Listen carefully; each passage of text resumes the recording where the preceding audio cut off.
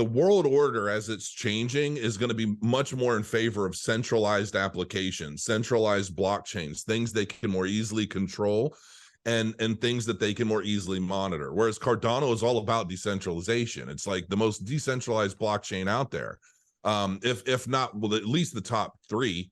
And you know, and I've asked Charles. This is the last thing he actually responded to, and I was very grateful, because I'm like, how does Cardano play into this whole World Economic Forum agenda, this Great Reset agenda? And he's like, we're against it. We're fighting against it, because if they win, we're all slaves. I don't even think the world has quite grasped yet what the capabilities of Cardano are being built for, and some of the overall mission of it.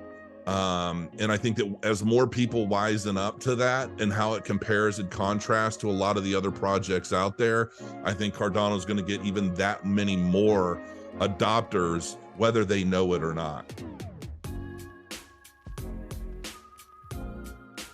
Hey, welcome back everybody to Altcoin Daily. I'm joined by the man, the myth, the legend. He's an educator, investor, father, husband, entrepreneur into crypto and finance, has his own crypto YouTube channel, The Crypto Crow. How are you doing today? I'm doing great, man. It's great to be here. It really is. Great to have you on. This video is all about Cardano, but before we dive into Cardano, just, generally I'd love it for our audience if you could introduce yourself a little bit more. I used to be in the mortgage world.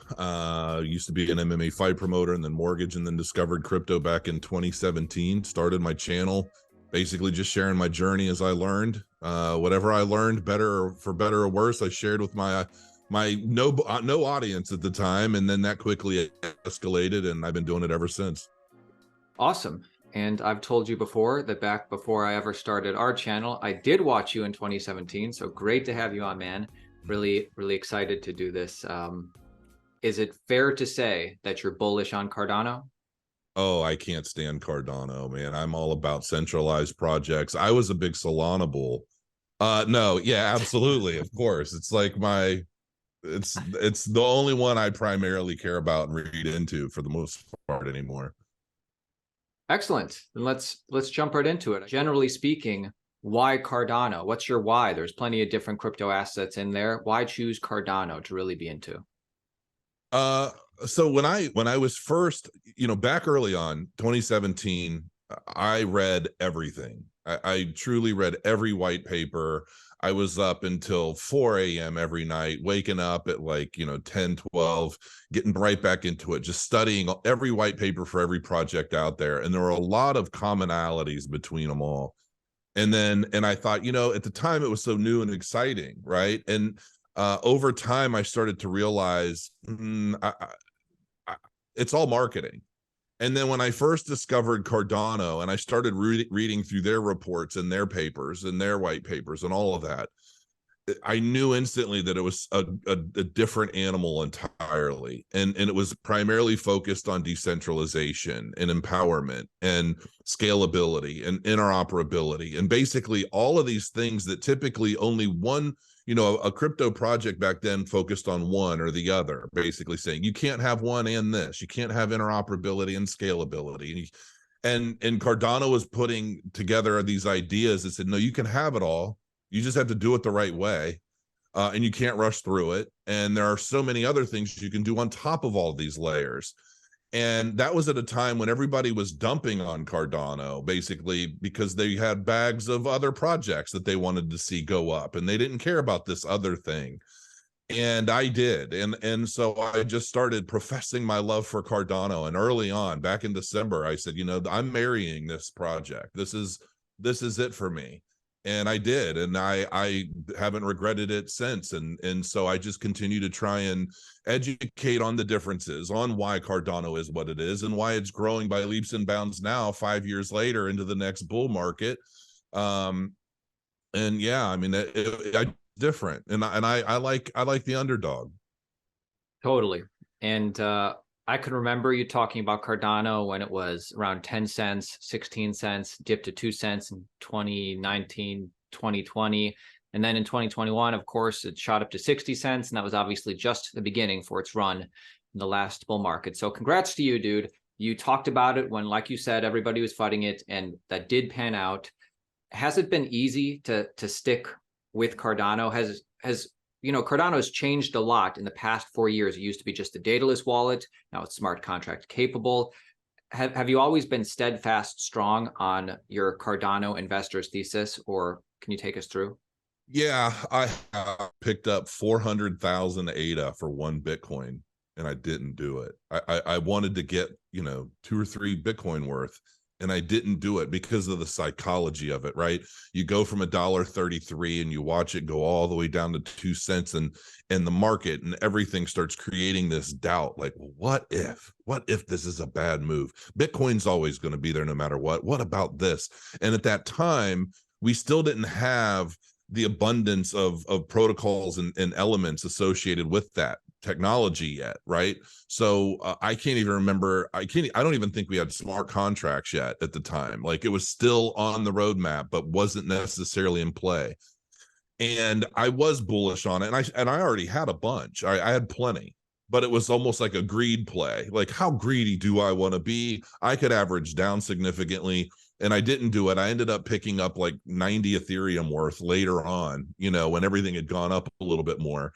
And but I have always been very bullish on it. I haven't necessarily always been bullish on Charles, but that's okay. I mean, I often compare, and Charles is definitely very different. But Charles gets a lot of FUD, and I say, look at Steve Jobs. Sometimes the brilliant rogues of the world, the brilliant minds, maybe Steve didn't create the technology. Charles is a coder. Charles is in the thick of it, guiding his development teams, guiding a lot of this stuff.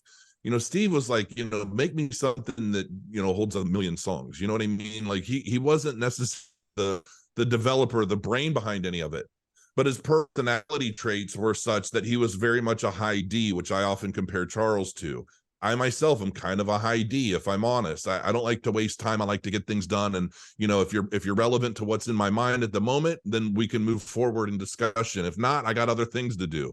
That's very much how I see Charles being. And so I haven't always been, all about Charles, even though I love the guy and I respect him very much. The point of me even bringing that up is a lot of people like to say, oh, well, Charles said this, oh, Cardano's going down. No, it doesn't really have that much to do with Charles. He can have his opinions and they can vary drastically from mine or not, but it's about the technology he's building, and it's about the teams he's putting in place to build this technology, and the way I see it ultimately changing the world in a dramatic way as we continue to move forward and closer to 2030. What's one thing that you would give Charles Hoskinson credit for? And then if you could give Charles Hoskinson a piece of advice, what would it be? Ooh, one thing I give Charles credit for, well, I reserve the credit for when Hydra launches and starts giving Cardano, 86, I don't even remember what I calculated it out to, like 86 billion transactions a day or something like that. I think it's like every node. So if there are 3,000 nodes and every node is able to handle 1,000 transactions per second, and you multiply that out, and then you get something astronomical. That's what I'm ultimately waiting for, along with reduced transaction fees, because like my Wargrim game, it was so blocks, and my social media, it's like we're building all of this stuff on Cardano, but it's the transaction fees are still limiting, right? I mean, to mint things on the blockchain and a social media platform can get really expensive. I want to see these things come down, and I believe they will. It's just a matter of time, right? So I would say, one thing I credit him with, I think, just creating a technology that I do believe is going to decentralize the world. And I don't even think the world has quite grasped yet what the capabilities of Cardano are being built for, and some of the overall mission of it. And I think that as more people wisen up to that and how it compares and contrasts to a lot of the other projects out there, I think Cardano is going to get even that many more adopters, whether they know it or not. Let's put it that way. The biggest advice I would just say is, don't forget those who helped you get here. On a public level, You know, I can see Charles being very dismissive to some degree on and with the people who've really supported him and the project since the beginning. I would say stay humble, because, you know, it doesn't matter how big we all get, you know, you don't want to burn bridges, which apparently is a thing, and I've read a lot of that. But, you know, yeah, I would just say keep your eye on the ball, maybe not do so many AMAs. You know, focus on the technology, not necessarily putting your opinions out into the world on everything known to man, because it's people buy into the technology in the crypto space, maybe not necessarily his political views, which I personally struggle with. Sometimes it's difficult to address one issue in blockchain or crypto without addressing some of the political aspects of things, and that creates this division, right? I literally just did a video on this today. So and that's something that sometimes I get a little but other than that, I love Charles. I mean, sometimes it might sound like I don't, but I absolutely, we used to have some really good chats and things, but yeah, that's about it. I think pros and cons. It'd be nice if Charles would reach out to you more every once in a while, say, hey, Crow, come to dinner. Hey, Crow, thanks for sticking with us when the times are tough. No, I've never, you know, no, it's not even really like that for me. I think more or less, you know, I've got so many projects that I'm putting so much of myself into on Cardano. And sometimes I think, yeah, it'd be nice if I send him a message and I'm like, hey, man, I could use your advice on this or that. And he actually not leave me on red like a bad Tinder match. You know, because I've said that to him. I'm like, dude, you just become a bad Tinder match anymore. Like, you don't address anything anymore. And it hurts my feelings, Aaron. I feel kind of bad. I'm like, I feel like a used up, like, you know, but yeah, you know, it's like, what do you say to that? It's like, it doesn't change how I feel about what he's building. You know what I mean? It doesn't change anything really, other than, you know, maybe I'll challenge him to a fight instead of the tar monster.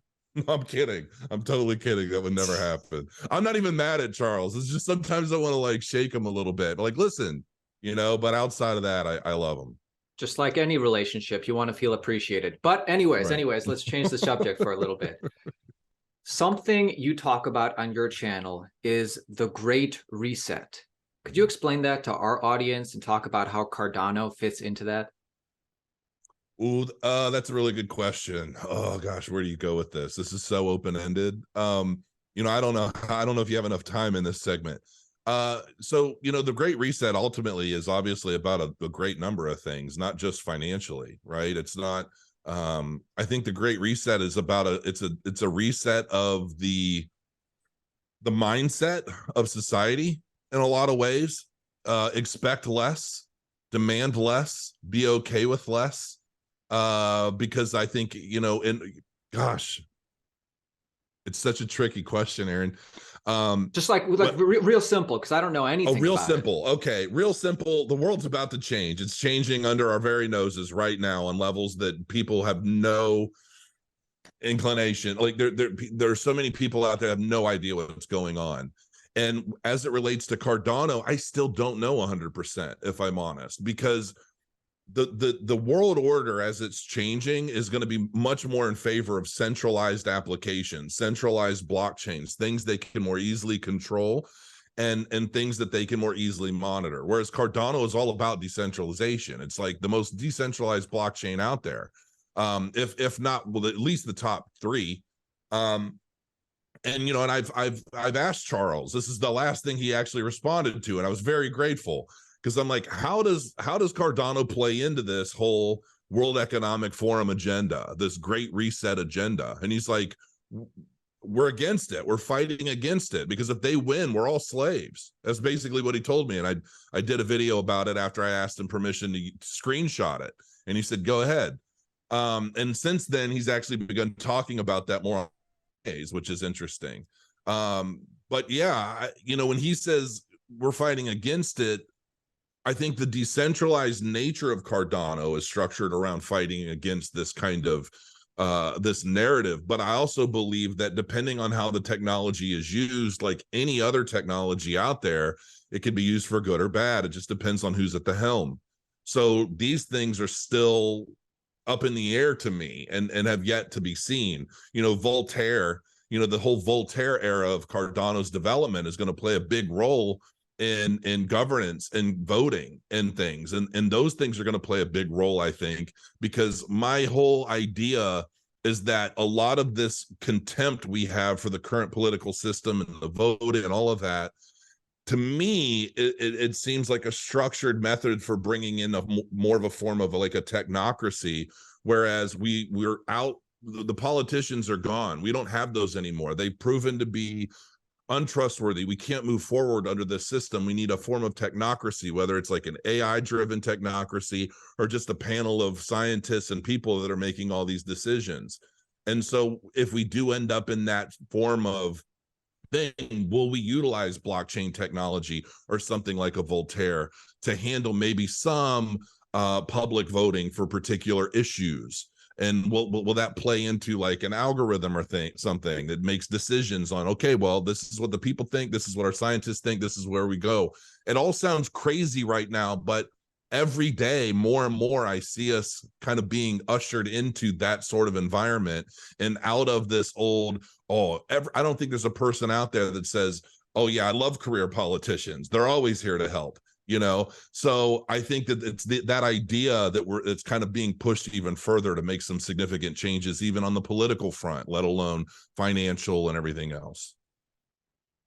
So you're basically saying the Great Reset is when the elites, the World Economic Forum, the powers that be take away, you know, basic humanitarian rights, whether it's privacy, anything like that.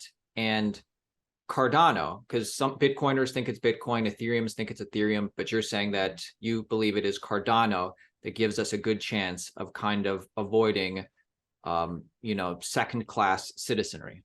How interoperable is Bitcoin? How interoperable is Ethereum? You know, I mean, there might be some elements, but when you're talking about global applications and you're talking about throughput, scalability, interoperability, there is nothing but Cardano that plays that role. So it's not just about the question isn't always going to be just about Cardano as a whole. It's going to be about the applications built on Cardano that solve problems. And so that's where I say I'm still up in the air. Where are these applications that are going to solve these problems in favor of the public as opposed to in favor of the control of those that want to control everything? So yeah, in a nutshell, what you said is about where I see it, but I think it's a much bigger thing even than that. But you know, there's still so much up in the air. We're going to see a lot more of this start to play out in 2023 in big ways. That's why I always say 2023 is going to be the year of the bottom. You know, we're not there yet. We've got a ways to go, and I think it's going to shock people when we actually get there. There's not going to be a question anymore as to whether or not the bottom is in. You're just going to know it. Okay. I like that you're thinking out into the future, because now I want to ask you about the future of Cardano. So not even in 2023, although let's just say the next 5 years. So after Bitcoin bottoms and the next 3, 5, 6 years down the line, if everything goes relatively to plan, what does success look like in Cardano? What are the next 5 years? What do Cardano holders have to look forward to? I mean, Cardano holders have a lot to look forward to. I think ultimately we're going to start seeing new tokens like Midnight and other things as you know, staking rewards in addition to ADA. I think we're going to start building. I think we're going to start seeing a lot more incentive on the node front for people who either operate nodes or stake their ADA and just leave it there, absorbing more of that market capitalization or more of that supply that's going to affect the market cap. As far as price goes, that could be all over the place, but ultimately we're going to bottom and we're going to go up. But I'm also of the mind that it's likely that this is the last bear market we see for a decade or more, because all of these significant changes that are happening right now, the technologies that are being built to kind of usher in a lot of this, you know, I don't know, some people want to call it transhumanism and you know, like all kinds of crazy stuff, right? Like these patents they're there, they exist. And a lot of this technology, I do believe, is going to be blockchain based. I think Cardano to some degree is going to play a big role in a lot of that. So we're going to see, you know, layer 2 expansion like no other. And through that, we're going to see a much greater element of mass adoption. When like I said earlier, whether people know it or not, they're going to be working with or utilizing Cardano in some way. And so I think we're going to see a lot more of that kind of layer 2 growth as, you know, these other eras of development. You've got the Basho and now the Voltaire and all of that. Those are going to continue to get perfected and enhanced, I'm sure. And then Hydra to me is the, like, that's the biggest thing, because through Hydra, all of these other layers to Cardano are just, it's gonna put them on steroids and SAMs and like whatever whatever there is out there for performance enhancement. That's what Hydra is going to be in a lot of ways. And so that's when I think we're going to start seeing a lot more of this technology really blossom, as the logo overall, I think says. So yeah, I mean, price is going to go up, everything's going to go up, and I think honestly this might be the last bear period we see for a while. I could be wrong though. You know, 2025 we could peak and we could get one more bear peak or bear market before we run into the 2030 market, and then that could be it. But if you compare it to like the NASDAQ of 2007, and you see how, you know, back when I talked about the double peak, you know, in April, we just hit the first peak. I'm like, this is going to be 2. I was comparing that to the NASDAQ. And if you look at that and then look outward, you've got basically a bull market for like a decade. And I think that we're being kind of pushed and guided into a similar pattern. So that's a whole other topic. I like that you said that, you know, you could be wrong, I could be wrong, because, you know, if any of us knew the future, we'd all be rich. We're all just, you know, speculating. Aren't we already? Educated guesses. Hey, you know what? I thought I was rich, and then 2022 hit. Yeah. But let's stay on that tangent, because what I want to know from you, Crow, is I remember you made a video in like very beginning of 2018. I just bought 80,000 ADA or something like that. It was some number. I feel like, you know, a lot of these guys attach themselves to a cryptocurrency that they truly believe is going to do well over time, long term. Okay. And they do. And I feel like, you know, I've been trying to find that one cryptocurrency that I can really attach myself to, you know, just trying to attach myself to a cryptocurrency that I really want to study through and through. I want to know everything there is to know about this cryptocurrency, and I want to watch it grow. I want to grow with it. I'm going to continue adding more to it. So I found that cryptocurrency. I found the one that I absolutely truly believe in, and you're going to hear a lot more about from me over the coming weeks and months. Okay, I bought 15,000 coins last night. The coin I'm talking about is Cardano, ADA. I talked to certain people. They have 1,000 ADA, 10,000 ADA, 20,000, whatever it is. My question to you is, how many ADA do you think the average person needs to hold to hit millionaire status, Cardano, in the next couple bull runs? On the next couple bull runs? Well, whatever's realistic to you.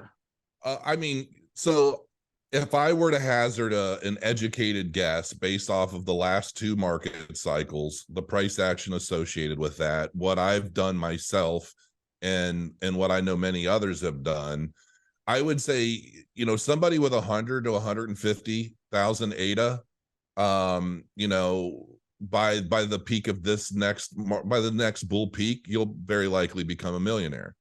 From there, it's about how many times over and whether or not you actually sell it when it's at that price point. So, a lot of people know I was basically getting on a plane to Puerto Rico literally the day I was on Twitter, like the market just peaked, and I'm thinking, damn, all my stuff's boxed up. I'm getting ready to get on a plane. I can't do anything about it. So I just let it go.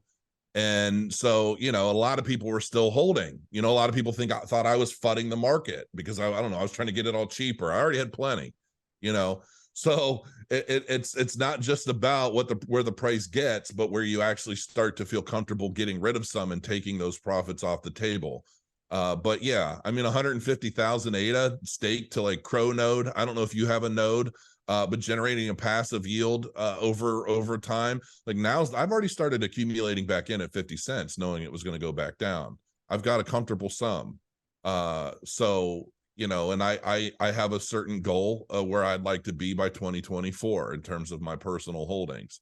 And by 2025, I'll be good. That's awesome. So Yeah. let's just finish out this topic. Somebody accumulates a nice chunk of ADA. Bitcoin hits, let's say, $120,000. Ethereum is getting close to $10,000. We're nearing the top of this next bull peak. What do you think Cardano could hit in your personal speculation? Man, you know, realistically, I did a video. I actually did a couple videos years ago where I calculated an $8 Cardano, an $8 ADA. And I did it two completely different ways, and I'm pretty sure in 2 different years. And I always ended up at an $8 ADA, roughly $8 ADA. And so many things have changed and will continue to change throughout 2023 into the next halving. So for me, I would, if I'm being a conservative about it all, I would say somewhere between $8 and maybe 10 by the next peak, even though, you know, our most recent was $3.40. The market prior to that was $1.33 when Cardano didn't have squat but speculative ideas. Then when we started to get some foundation, but I don't even think, we just started getting smart contracts and like NFTs, and that took it to $3.40. What are we going to do when all of these development errors have concluded into a technology that the entire world is able to start using in massive ways in a decentralized fashion? I think that's worth at least double our original peak, if not, you know, 3 to 4 times that. So I would conservatively say somewhere between $8 to $10, but we could see significantly more. But that is also going to depend on how regulations change the space between now and then, what sort of things as far as government involvement start playing a role. But, you know, yeah, I am looking for an $8 to $10 ADA, at which point when we hit that, if we hit that, I will start to average out of my position depending on where we're at in the market cycle at the time. But you know, anything beyond that is just icing on the cake, but very likely possible. Obviously, you're a Cardano believer. Knowing that Cardano could do well and Ethereum could do well, Bitcoin and Cardano could both do well, do you think that Cardano ever flips Ethereum? Do you think Cardano ever flips Bitcoin? Bitcoin, maybe not. Ethereum, yes. I do believe it could flip Ethereum because Ethereum's really not that great. I mean, you can keep putting all the different colors of lipstick on a pig. And back in the day, you know, when it introduced smart contracts and it was first to market with that tech, wonderful. And people are still going to use it no matter what. Okay. But in terms of actual valuation in accordance to use case adoption, I don't think there's going to be anything that beats Cardano at some point, whether it's by the peak of this next market or the one following closer to 2030, or however that plays out. There will be a time, I believe, that Cardano absolutely flips Ethereum. Bitcoin, on the other hand, its role as this digital gold, as we enter into this digital era, that is going to continue taking over everything. We're seeing it already. I don't think anything flips Bitcoin. If anything, I think Bitcoin could flip gold itself, you know. So, you know, I will always hold some Bitcoin no matter what. But yeah, I don't see anything competing truly with Bitcoin on a speculative front. Technologically, we've already got a bunch of stuff that does, but that's not really the point with Bitcoin. You know what I mean? So, yeah. I know what you mean. Now, one of my final questions for you, Crypto Crow, and by the way, I appreciate you coming on today. Links to Crow's YouTube and Twitter down below. I encourage everybody to go follow Crow right now and let him know if you came from Altcoin Daily. One of my final questions for you, Crow, is, and you can be as brief as you'd like or say as much as you like, top 3 favorite altcoins that aren't Cardano and or top 3 favorite altcoins in the Cardano ecosystem. I would say the one of my top favorite that I'm like really excited about is Copy, which is the Cornucopias metaverse project token. And I've done many videos on it, On valuation Cardano. on Cardano. Yeah. I don't think there really is anything that's not on Cardano. Maybe Quant, that just because of its nature and interoperability and basically being an operating system that's allowing people to build on everything, I think that could play a pretty cool role in the future. But World Mobile Token is another one. They're doing real world things. They're not just based off of some idea that somebody drafted up in their mom's basement. Like, this is a World Mobile Token is a very legitimate project that has been standing the test of the bear market, which is a big key metric for me. If you disappear in a bear market, you probably weren't worth anything in the bull run, and you're not going to be worth anything in the next bull run. So it's the projects with their heads down working, like in World Mobile Token's case, getting these licenses, growing out their services, which they're proving to do. Even recently they've had some big announcements. So Kopi Token, World Mobile Token, I think is definitely one to watch. As far as a third, I think there are so many out there that I'm kind of watching, but I haven't committed to 100% just yet. And then outside of the Cardano ecosystem, do you have any other projects that you kind of like more than others? Or no? Honestly, I've just so to put this into perspective, back in the day, I invested in like 35 different projects. Of those 35 projects on blockchains all over, Ethereum based projects, you name it, the majority of them underperformed in every conceivable way. And the only technology that I invested in that overtook all of them was Cardano. And that was before it was even half of what it is today. So it's difficult for me to commit to, oh, I spend a lot of time reading on this blockchain or that. I liked HashBar, HBAR. I thought the Hashgraph tech was pretty interesting. Maybe it's used for something. I don't know. I follow what's going on with Ripple and XRP and Stellar Lumens for that matter. There's a lot of stuff that I have interest in, but not anything that I am a proponent of necessarily. Like, I don't consider myself part of the XRP army. I'm not saying that it won't do well. It could very well do well. Even if it were to just become a meme coin after a loss in this big case, it could still do well on sentiment alone. So that's just the nature of the crypto space. In a bull market, everything, it's like when Bitcoin rises, it's like the ocean raising all ships, right? So it's not to say that anything necessarily is going to do bad, but in terms of like what my major picks are, I'm definitely more interested in the Cardano ecosystem overall, but I'm sure there's a lot of garbage there too. I just haven't found them all or dug into all of them yet. Hey, you know what? An open source DApp platform, there's going to be good projects and bad projects if anybody can build on it. Right. Crow, thank you so much for being on today. Again, I encourage our audience to go check out the Crypto Crow. Links below. Crow, this is your chance. Final thoughts for the Altcoin Daily audience. Oh, final thoughts. Wow, so many. Listen, I definitely want to vie for decentralization over centralized projects. Don't buy into headlines, because I could buy any headline I want and just about any crypto news platform out there. So don't buy into the narratives. Always do your own research. Make your own decisions. Anytime you listen to the media to create a narrative for you to believe in, chances are it's to serve them and not you. So you have to do your put in the time, put in the work, and that's how millions are made. Cool. Thanks, Crow.